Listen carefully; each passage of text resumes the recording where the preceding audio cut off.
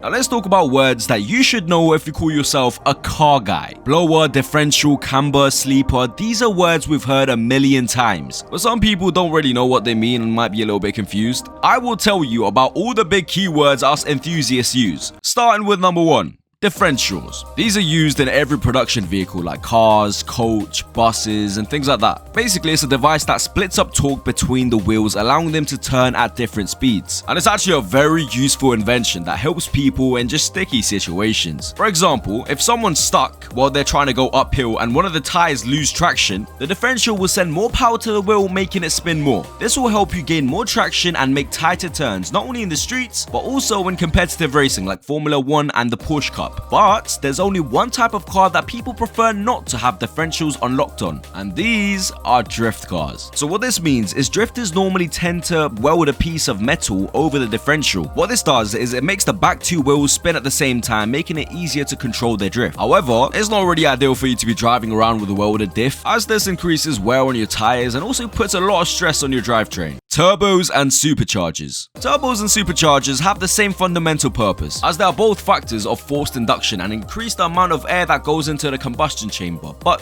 they do operate in different ways. Number 2. Now turbos seem to be more fuel efficient because they use exhaust fumes to pump more air into the engine. Also, turbocharged engines can perform better than bigger naturally aspirated engines depending on how big your turbo is. And one major problem that turbochargers face is that they have something called turbo lag. This is basically when the turbo takes time to deliver the power. If you have a big turbo and floor the gas, the turbo is going to take a couple of seconds to activate. And then, out of nowhere, you feel a sudden surge of acceleration. The seconds you have to wait before that happens is called spooling. Now, there is one way that people deal with this issue. They have something called anti-lag. Anti-lag is a device that helps with turbo lag, making the turbocharger spooled up already before you even put your feet down. Anti-lag systems are often used in motorsports like rally racing, where you need a very quick and responsive throttle, and they create a lot of pops and bangs from the exhaust, which kind of sounds sick. Number 3. Superchargers. As similar as they seem to be to turbos, they're completely different. A supercharger is a component that provides instant power, so they don't have to wait for the turbo lag. That also means that you don't really have to have an anti-lag system to maintain a good speed. Superchargers aren't really fuel efficient though, because they're not directly connected to the engine, but they are simpler to install than turbos because you don't really have to connect it to the engine. Now you might be thinking, can't you do both? And the answer to that question is yes. Yes, you can. It's a method called twin charging, where pretty much there's a turbo and a supercharger on the same engine. This, however, can also make the engine very unstable and is very vulnerable to blow up, so it requires a lot of maintenance. Now, we're going to the suspension side of things. Number 4 and 5. Stance and camber. Stance and camber have similarities, but also is very different. Starting with camber. Now, you might have heard of the word camber when looking into a riced out car. By the way, if you don't know what riced out means, it's basically a modded out car like this and this. You get the gist. This is where there is an angle on the car tires to make it have more grip when racing around corners. However, people do this to their cars just to make it look cool, like for aesthetic purposes, which kind of does work. Some of them look alright, but most of them kind of, they're wank, bruv. Stance. Now, stance is often referred to the way the car sits, or the car's overall posture. It is also commonly referred to the positioning of the wheels. For example, negative stance is basically a negative camber that people use to make their cars look cool. And a positive stance is mostly used for drag racing because it has a better grip in straight lines, and in my opinion, it somehow looks worse than a negative stance. And finally, neutral stance, which is the most common stance because it doesn't really have any angle, and personally, I think this is the best looking stance out of the 3. Number 6. Sleeper.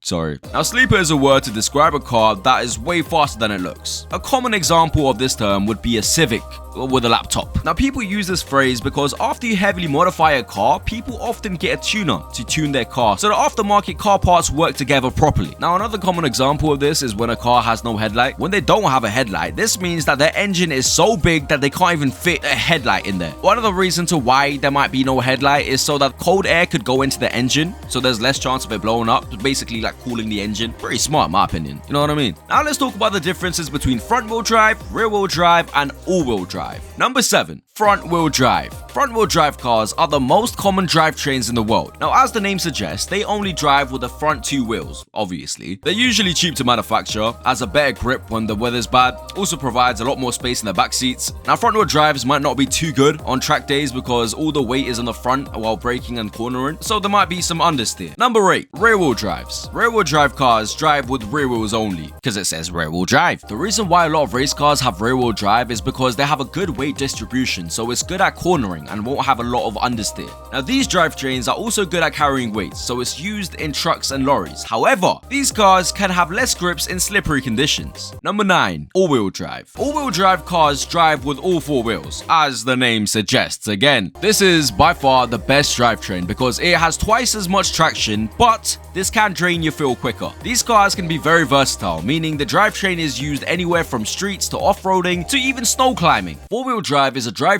that people tend to get confused with quite a lot. It's basically an all-wheel drive with the ability to switch to rear-wheel drive or even front-wheel drive. This can be useful because you could switch drivetrains if you want to save money on gas. And finally, number 10. Suspension. In cars, there are 3 main types of suspensions. There is normal suspension, coilover, and air suspension. Starting with number 1, normal suspension. Now, these probably come from the factory on a cheap car and kind of aren't adjustable. I mean, they're alright and they get the job done, but they're not as comfortable as people would like them to be. But coilovers, they're pretty much more expensive. They're like the upgraded version, so they're much better than the stock suspension. Coilovers are more expensive, so they're much better than stock suspension and they could absorb more shocks. And they also have an adjustable ride height, so you could be one of them cool motherfuckers riding close to the floor. Now, people with stock suspension normally tend to cut the suspension in half to lower their cars, which isn't really good for the car. Coilovers save you from damaging your car and has all the benefits as well. It gives you a performance boost and also better handling for tight turns. The last one,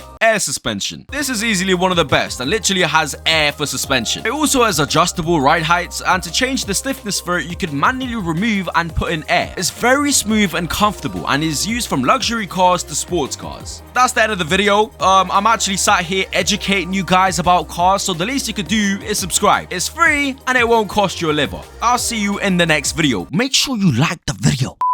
So they are much better than stock. Suspension, as they have more stock. So they are much better than stock suspension. Shut up. So they are much better than stock suspension, as they have more shock absorption. Stock suspension shock absorption, as they could absorb more shocks. Absorb more shocks. Oh yeah, you gotta stick with that, bro. As they have more shock absorption. Yeah, no, because you're writing these big ass words trying to sound smart, bro. No one gives a shit, bro. I don't, especially me.